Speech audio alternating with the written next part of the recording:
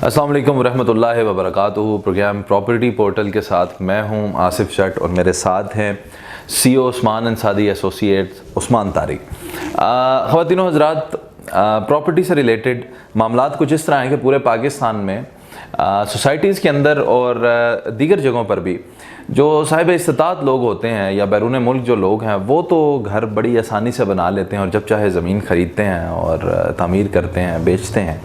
लेकिन आज के प्रोग्राम की खसूसियत ये रहेगी कि हम उस्मान साहब से ये पूछेंगे कि एक रेडी लगाने वाला, घर में काम करने वाली, वो किस तरह से अपना घर बना सकते हैं, ज़मीन ख़रीद सकते हैं। तो इसी सिलसिले में बात करते हैं। अस्सलाम वालेकुम जी। वालेकुम, कैसे आप? सब ठीक है, खैरियत? अल्लाह का करम। एक तो बड़े दिनों के बाद मुलाकात हो रही है शायद। बस आपको भी काफ़ी सारे दोस्तों ने बिजी कर दिया हुआ था और अपना खुद का भी शेड्यूल ऐसे ही था कि इस दफ़ा मेरे में जो हमारा ये जो वाला प्रोग्राम रिकॉर्ड हो रहा है काफ़ी गैप के बाद हो रहा है जी। तो इस गैप का कुछ ना कुछ फ़ायदा ही होगा और स्पेशली हमने आज जो टॉपिक चूज़ किया है वो एक बड़ा इन्फॉर्मेटिव होगा और बिल्कुल मैं एक्सपेक्ट भी करूंगा कि इस प्रोग्राम की रिकॉर्डिंग के बाद जब भी ये ऑन एयर जाएगा तो आप सब दोस्तों ने मैक्सिमम सवाल पूछने हैं क्योंकि टॉपिक ही ऐसा है। और इंशाल्लाह अब आगे आने वाले टाइम में जो हम 3-4 जो हमारे प्रोग्राम्स होंगे वो इसी रिलेटेड होंगे कि जो स्पेशली जो ये स्कीम चल रही है पाकिस्तान हाउसिंग स्कीम, तो इसमें हमें चाहिए बीइंग यहाँ पे रियाया और यहाँ पे जो हम नेशनल पाकिस्तानी नेशनल है तो हम अपनी गवर्नमेंट की स्कीम से मैक्सिमम फ़ायदा उठाएँ। बिल्कुल सही। पाकिस्तान की जो गवर्नमेंट है उन्होंने अनाउंस किया है और अभी जो रिसेंट उसमें वो जो चेंजेस आई हैं उसके हवाले से मुझे ये बताइएगा कि किस तरह ये फॉल करता है कि गरीब तबका इंसान जिसकी तनख्वाह 15-20 हज़ार रुपये है वो कैसे इसमें तो पहले जो क्राइटेरिया था काफ़ी मुश्किल था। मतलब काफ़ी सारे दोस्त जो साथी हमारे इस प्रोग्राम को देख रहे हैं वो इस पर बखूबी जानते होंगे क्योंकि काफ़ी सारे लोगों ने ट्राई किया था और क्योंकि हम इस रियल एस्टेट की फील्ड से अटैच है तो बहुत सारी मुझे क्यूरीज आई, मतलब अपने रिलेटिव्स की भी आई और दोस्तों की भी आई कि जिन जिन लोगों ने टीवी पे ऐड देखा और न्यूज़पेपर में ऐड देखा कि ये जो पाकिस्तान हाउसिंग स्कीम का बेसिक मोटिव क्या है और इसको हम कैसे फॉलो करते हैं और हम इसमें कैसे अप्लाई कर सकते हैं। तो पहले जो क्राइटेरिया थे इनका काफ़ी मुश्किल था, लेकिन रिसेंटली जब गवर्नमेंट ने भी देखा और इनकी स्पेशल जो सेटिंग हुई पाकिस्तान के साथ कि उन्होंने कहा जी कि बेसिकली हमने ये आम आवाम है, जो आम हमारे जो पाकिस्तानी है उनके लिए हमने डिज़ाइन किया था, लेकिन जो बैंक का और गवर्नमेंट का क्राइटेरिया इतना मुश्किल था जो हम हर आम बंदे के लिए उसकी ना रसाई बड़ी मुश्किल थी। तो उन्होंने फिर 25 मार्च के बाद इसमें काफ़ी सारी चेंजेस किए हैं। उसमें ये है कि जो भी उनकी जो गारंटीज़ वगैरह थी उन्होंने बीच में कम कर दिया है। अब यहाँ तक इन्होंने ईजी कर दिया है कि एक अगर आम बंदा किसी शॉप के ऊपर ऐसा सेलमैन भी काम कर रहा है तो वो भी अगर पाकिस्तान हाउसिंग स्कीम में अगर अप्लाई करना चाहता है लोन के लिए तो वो भी अप्लाई कर सकता है। इवन कि यहाँ तक आसानी आ चुकी हुई है कि अगर आपके घर में कोई मेड काम कर रही है, उसका अगर घर नहीं है तो अगर वो पाकिस्तान हाउसिंग स्कीम में अपना पार्टिसिपेट करना चाह रही है और वहाँ पे लोन के लिए अप्लाई करना चाह रही है तो वो भी अप्लाई कर सकती है। इनका जो सिंपल सा क्राइटेरिया है, अलग से जब भी आप अपनी एप्लीकेशन देंगे इसमें किसी गारंटी वगैरह की जरूरत नहीं है। सिंपल आपका पाकिस्तानी होना ज़रूरी है, ID कार्ड होना ज़रूरी है। और बल्कि अभी तो स्टेट बैंक ने भी और गवर्नमेंट ने हर बैंक के ऊपर लाजम दे दिया हुआ है कि हर बैंक के ऊपर लाजिम है कि अगर वहाँ पर कोई एप्लीकेशन आती है तो उसको पाकिस्तान हाउसिंग स्कीम के तहत अगर वो बंदा फॉल करता है, वो क्राइटेरिया भी पूरा उतरता है, उसको लोन देना चाहिए। मुझे काइंडली ये समझाइएगा कि ये लोन किस मद में होगा और यानी कितना लोन जो है वो बेसिक लिया जा सकता है और फिर ये कितनी एक साथ में वापस देना हो? देखिए ये आपके ऊपर है, मतलब बंदा जो है उसने अपना देखना है। मिसाल के तौर पर एक बंदा है उसकी अगर तनख्वाह 40 हज़ार है तो उसने अपने आप को देखना है कि 40 हज़ार में मैंने अपने घर के एक्सपेंस को कितना रन करना है, मैंने अपने रेंटल वगैरह किस तरह देना है और उसमें मुझे सेविंग्स कितनी आ रही हैं। उस सेविंग के तहत उसने देखना है कि हाँ मैं इस सेविंग के साथ इतना मैं जो लोन है इजीली ले सकता हूँ। अगर इसी परसेंटेज की बात करते हैं, अगर मिनिमम की बात करते हैं तो मिनिमम जो 20 लाख रुपया है और मैक्सिमम अगर बात करते हैं हम 1 करोड़ से ऊपर भी जा सकते हैं। उसमें डिफरेंट इन्होंने कैटेगरी डिज़ाइन की हुई है। 20 लाख रुपये में माहाना किस्त क्या होगा? माहाना अगर हम बात करते हैं कि मैं अलग से छोटी सी एक मिसाल देता हूँ, उसके अगर हमने 10 लाख लिया है और अगर हम टेन्योर की बात करते हैं तो हम 20 साल तक जाते हैं तो 20 साल की अगर एवरेज आप बात करते हैं तो मेरे में 6-6.5 हज़ार रुपया बनता है। तो इसमें ये नेक्स्ट जब हम मजीद जब आगे हमारे लोन ले सकते हैं, बिल्कुल ले सकते हैं। 10 लाख अभी मिनिमम भी मैंने बात की थी, वैसे तो है था इनका जो पहले जो इन्होंने शर्त रखी हुई थी 20 लाख की रखी हुई थी, लेकिन ये है कि उन्होंने अभी उसको आसान कर दिया है कि सम टाइम हो जाता है कि आपको जो आप घर लेना चाह रहे हो या प्लॉट लेना चाह रहे हो इससे कम पैसों में मिलता है तो आप इससे कम के लिए भी अप्लाई कर सकते हैं।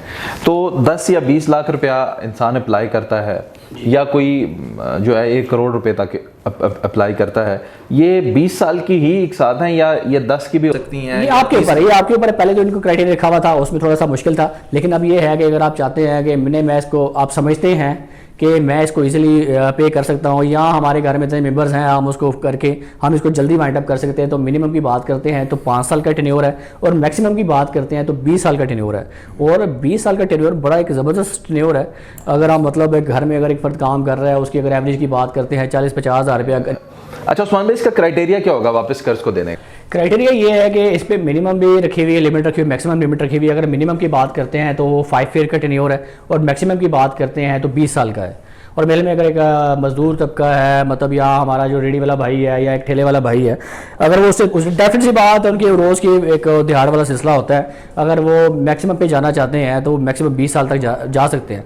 इससे पहले जो सिलसिला था, जैसा हाउस बिल्डिंग फाइनेंस कॉर्पोरेशन था या डिफरेंट बैंक दे रहे थे, उनका जो प्रॉफिट का रेशियो बड़ा हाई था, 11-11%, 12-12%, तो एक आम बंदे के लिए वो बड़ा मुश्किल हो जाता था। और सेकंड ये बात है, इतने लॉन्ग टर्म के लिए स्पेशली हाउस लोन या मॉर्गेज नहीं दी जाती थी। लेकिन ये है कि मौजूदा हुकूमत का, ये स्पेशली इमरान खान साहब का एक बड़ा अच्छा इक़दाम है जो आम लोगों के लिए, जिन लोगों का ख्वाब रहा है हमेशा से घर बनाना, तो उनके लिए एक बड़ी ज़बरदस्त ऑफ़र है। बल्कि इस प्रोग्राम के तवज्जो से मैं सबको लाजमी कहूँगा कि जिन दोस्तों का घर नहीं है उनको लाजमी पाकिस्तान में जब जो गवर्नमेंट की ये स्कीम है, इससे लाजमी फ़ायदा उठाना चाहिए।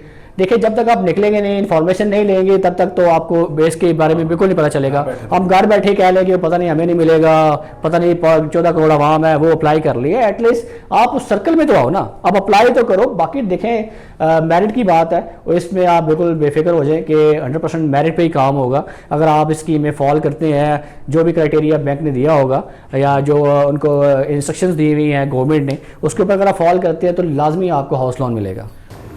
लोन्स के हवाले से तो हमारी बात होगी, अब मुझे ज़रा अपनी सोसाइटी सिटी हाउसिंग जेएलएम की भी बात बताएं, यहाँ पे आजकल क्या चल रहा है? सोसाइटी माशाल्लाह जी फुल ऑन पीक पे चल रही है, और माशाल्लाह बड़ी अच्छी डेवलपमेंट चल रही है, और घरों का सिलसिला बड़ी तेज़ी से बन रहा है, और बड़ी तेज़ी से घर बन रहे हैं। इसके अलावा जो चीज़ें सोसाइटी के एंड के ऊपर थी जो उन्होंने डिलीवर करनी थी, उस पर भी बड़ी तेज़ी से काम हो रहा है। स्पेशली हर सेक्टर के अंदर जिन्होंने फिल्ट्रेशन प्लांट की बात की हुई थी, वो उनकी डेवलपमेंट बड़ी तेज़ी से हो रही है। इसके अलावा 1-2 मसाजिद नई स्टार्ट हुई हैं, जनाजा गाह का जो जगह इन्होंने मुख्तस की हुई थी और उसको कर दिया हुआ है। इसके अलावा 1-2 हाइट के ऊपर पार्क्स थे, याद होगा जिस टाइम हमने लास्ट टाइम एक वीडियो बनाई थी हाइट के ऊपर। नेक्स्ट हम इंशाल्लाह प्लान करेंगे उस जगह पे दोबारा वीडियो बनाने का, तो वहाँ पे माशाल्लाह एक बड़ा ग्रीनरी और एक लश वहाँ पे एक माहौल बन गया हुआ है, और माशाल्लाह बड़ी अच्छी जा रही है, बड़ी स्पीड से काम हो रहा है।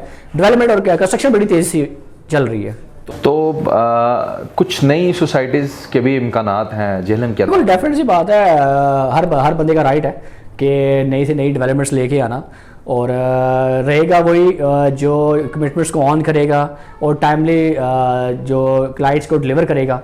तो वो मेरे ख्याल में ये सिटी हाउसिंग में एक क्वालिटी है कि वो इन चीज़ों को टाइमली डिलीवर करना जानते हैं। मैं उस्मान भाई, क्योंकि आपकी स्पेशलिटी है कि आप अगर किसी के पास इन्वेस्टमेंट है उसे कम इन्वेस्टमेंट करके बाद में ज़्यादा प्रॉफिट हासिल करना है, या कोई घर बनाना चाहता है या कोई घर बेचना चाहता है, सारे मामलात आप देखते हैं।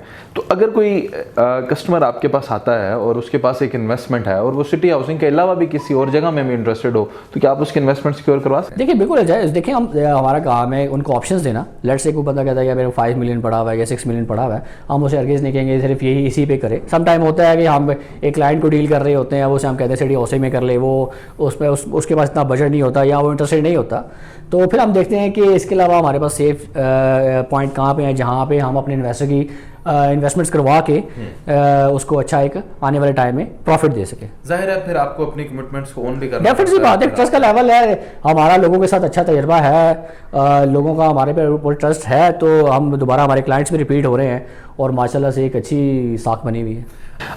आप क्योंकि कंस्ट्रक्शन की फील्ड में भी हैं, अभी कौन कौन से प्रोजेक्ट्स आपके चल रहे हैं? यहाँ पे हमारे पास काफ़ी सारे दोस्त हैं और मोस्टली ओवरसीज ही हैं।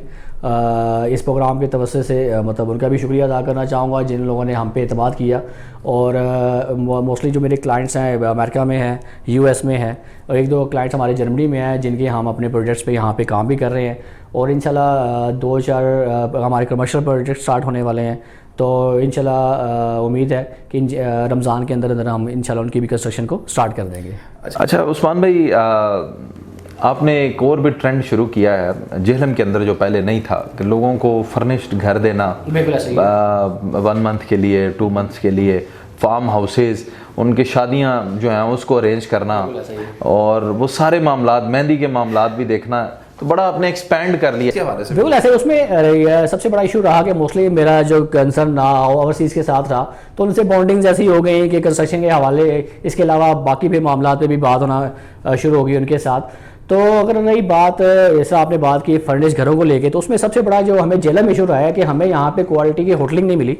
मिसाल के तौर पर कोई बंदा हमारा ओवरसीज़ से आता है, भाई या दोस्त आता है, तो यहाँ पे जो जितने भी होटल्स हैं उन पे वो फैसिलिटीज़ नहीं है और वो एटमॉस्फेयर नहीं है। तो उस वजह, उस चीज़ को देखते हुए फिर हमने यहाँ पे प्लान किया, और यहाँ पे काफ़ी सारे हमारे दोस्त ही हैं जिन लोगों ने घर बनाए, और हमने उनको मोटिवेट किया कि आप इनको फर्निश करें।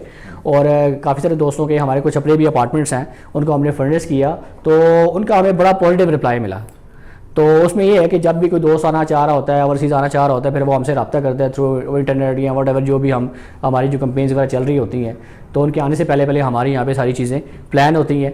तो शुक्र अल्हम्दुलिल्लाह, काफ़ी वो हैप्पी जाते हैं कि जो भी हमने उनसे कमिटमेंट की हुई है वो हमने उनको ऑन किया है। शादी की तकरीबात, पार्टीज़, ये सारी चीज़ें जो हैं आप सिर्फ जेलम में मैनेज करते हैं? जेलम के बाहर भी अगर कोई इवेंट हो तो आप? कोई मसला नहीं है, इससे बाहर भी चीज़ें प्लान हो जाती है। मेन चीज़ है क्रिएटिविटी और आइडियाज़, तो वो आपके पास हो, तो मेरे ख्याल में आपको कराची भी जाना पड़े तो उसमें कोई कबाहत नहीं है। मेन चीज़ होती है कि अगर आपके आइडिया को कोई चीज़ फॉलो कर रहा हो और दोनों चीज़ें माइंड मैच हो रही हो, तो आपको काम का वैसे ही मज़ा आता है। फिल्म और टीवी के ड्रामास भी प्रोडक्शन में आप इंटरेस्ट लेते हैं? कहाँ चली गई है? मैं सारा कुछ पूछना चाहता हूँ। तो ये थोड़ा सा वो भी शौक पाल रखा हुआ है।